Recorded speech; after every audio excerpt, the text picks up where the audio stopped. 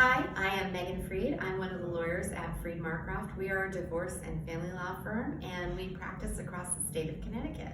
I'm here today to talk to you about the family house. If you are in the initial stages of considering divorce, for a lot of people, this is one of the big things that they're thinking of, and can be a lot of worries or concerns about how that's going to work.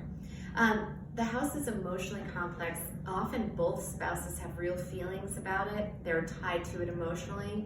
Also, the children have feelings about it, and parents have their own versions and views about how kids think of it. The other thing is it's a large asset, and it is where you live, so there are these logistic concerns about who's going to be living in the house. One of the things I want to take time to separate out today is just that piece that I talked about. Separating out where people are going to live during the divorce from the issue of who's going to get the house.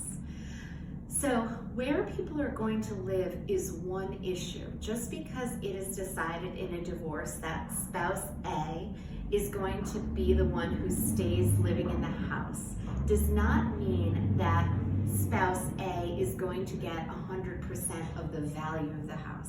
So let me give you a simple example, and I'm going to use really low round numbers. Say the house is worth $50, and then there are retirement accounts that both spouses have. One of them is worth $25 and the other one is worth $25. So spouse A and B own the house together. It's worth $50. And spouse A has a retirement account that's worth $25, and spouse B has a retirement account that's worth $25.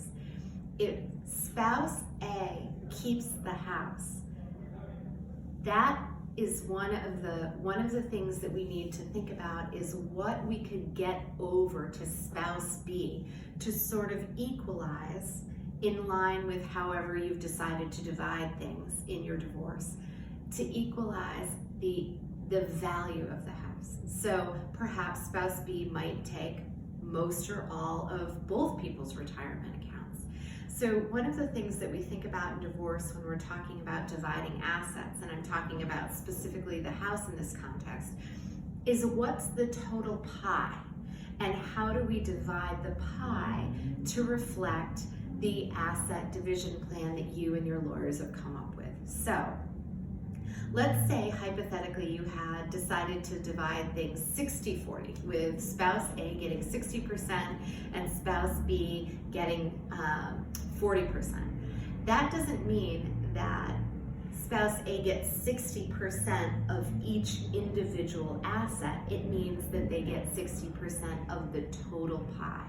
So they might get 100% of the house, and then 20% of this and 10% of that to effectuate the total split. So when you're thinking about the house, remember, just because someone keeps it doesn't mean that the value of that house can't be offset by other things.